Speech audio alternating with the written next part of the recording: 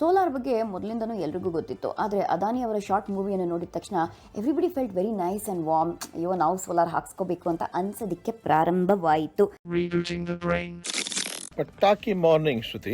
ಇನ್ನ bypass topic ಮೇಲೆ ಇದ್ದೀನಿ ನಾನು, ಬಿಕಾಸ್ ಇಷ್ಟು ಸಾಕಷ್ಟು ಇದೆ ಮಾಹಿತಿ ಕೊಡ್ಲಿಕ್ಕೆ. ನಿನ್ನೆ ಆಂಜಿಯೋಗ್ರಾಮ್ ಬಗ್ಗೆ ಮಾತಾಡ್ದೆ. ಇವತ್ತು ನಾನು ಹೇಳ್ತೀನಿ, ಈ ಆಂಜಿಯೋಗ್ರಾಮ್ ಮಾಡಿದಾಗ ನಾವು ಏನ್ ನೋಡ್ತೀವಿ ಪ್ರಶ್ನೆಗೆ ಬರ್ಬೇಕಲ್ವಾ. ಅಡ್ವಾಂಟೇಜ್ ಏನು ಈ DSA ಅಂದ್ರೆ ಒಂದೊಂದೇ ಪೈಪ್ಗೂ ಅದು ಹತ್ರ ಹೋಗ್ಬಿಟ್ಟು ನಾವು ಕಾಂಟ್ರಾಸ್ಟ್ ಇಂಜೆಕ್ಷನ್ ಕೊಡ್ತೀವಿ. ಅವಾಗ ಏನಾಗುತ್ತೆ, ಈ ಪೈಪ್ ಅಲ್ಲಿ ನಾವು ಕಾಂಟ್ರಾಸ್ಟ್ ಕೊಟ್ಟಾಗ ಎಷ್ಟು ಬ್ಲಾಕ್ ಆಗಿದೆ, ರಕ್ತ ಎಷ್ಟು ಚೆನ್ನಾಗಿ ಹೋಗ್ತಾ ಇದೆ, ಎಲ್ಲಿ ತನಕ ಹೋಗ್ತಾ ಇದೆ ನಮ್ಗೆ ಗೊತ್ತಾಗುತ್ತೆ. ಎರಡನೇದು ಏನಾಗುತ್ತೆ, ಸಪೋಸ್ ಉದಾಹರಣೆ ತಗೊಳ್ಳಿ, ರೈಟ್ ಸೈಡ್ ಮುಂದ್ಗಡೆ ಒಂದು ಪೈಪ್ ಬ್ಲಾಕ್ ಆಗ್ಬಿಡುತ್ತೆ, ಕ್ಯಾರೋಟಿಡ್ ಆರ್ಟರಿ ಅಂತ ಹೇಳ್ತೀವಿ. ಲೆಫ್ಟ್ ಸೈಡ್ ಲಕ್ವ ಆಗಿರುತ್ತೆ, ಲೆಫ್ಟ್ ಸೈಡ್ ಲಕ್ವ ಇಂದ ರಿಕವರ್ ಆಗಿದ ನೋಡಿ. ಅಂದ್ರೆ ನಮಗ್ ಗೊತ್ತಾಗಬೇಕು ಇವಾಗ ಹಿಂಗೆ ರಕ್ತ ಹೋಗ್ತಾ ಇದೆ ಮೆದುಳಿಗೆ ಅಂತ. ಅವಾಗ ನಾವು ರೈಟ್ ಸೈಡ್ ಇಂಜೆಕ್ಷನ್ ಹಾಕಿದಾಗ ಅಷ್ಟು ರಕ್ತ ಒಳಗೆ ಹೋಗದೆ ಇರಬಹುದು. ನಾವು ಲೆಫ್ಟ್ ಸೈಡ್ ಕ್ಯಾರೋಟಿಡ್ ಇಂಜೆಕ್ಷನ್ ಕೊಟ್ಟಾಗ ಲೆಫ್ಟ್ ಸೈಡ್ ಅಂದ್ರೆ ರೈಟ್ ಸೈಡ್ಗೂ ಬರ್ತಾ ಇರಬಹುದು ಕೆಲವಲ್ಲಿ, ಡ್ಯೂ ಟು ಇಂಟರ್ನಲ್ ಬೈಪಾಸ್. ಅದು ಎಷ್ಟು ಚೆನ್ನಾಗಿ ಹೋಗ್ತಾ ಇದೆ, ಎಷ್ಟು ಸ್ಟ್ರಾಂಗ್ ಆಗಿ ಹೋಗ್ತಾ ಇದೆ, ಎಷ್ಟು ದೂರ ಹೋಗ್ತಾ ಇದೆ ಎಲ್ಲ ಸ್ಟಡಿ ಮಾಡಬಹುದು. ಅಂದ್ರೆ ನಾವು ಇಂಟರ್ನಲ್ ಬೈಪಾಸ್ ಕೊಲಾಟ್ರಲ್ಸ್ ಅಂತ ಹೇಳ್ತೀವಿ. ಸರ್ಕಲ್ ಆಫ್ ವಿಲಿಸ್ ಬಿಟ್ಬಿಟ್ಟು ಬೇರೆ ಕೊಲಾಟ್ರಲ್ಸ್ ಇರುತ್ತೆ. ಅದ್ರ ಪ್ರಕಾರ ಸಾಕಷ್ಟು ಒಳಗೆ ಬೈಪಾಸ್ ಆಗಿದೆ, ಪೇಷಂಟ್ ರಕ್ತ ಸಣ್ಣ ಮಾಡಿದ ಔಷಧಿ ಬಿಟ್ಟು ಬೇರೆ ಏನು ಬೇಕಾಗಿಲ್ಲ ಅಂತ ಒಂದು ಡಿಸಿಷನ್ ಮಾಡಬಹುದು.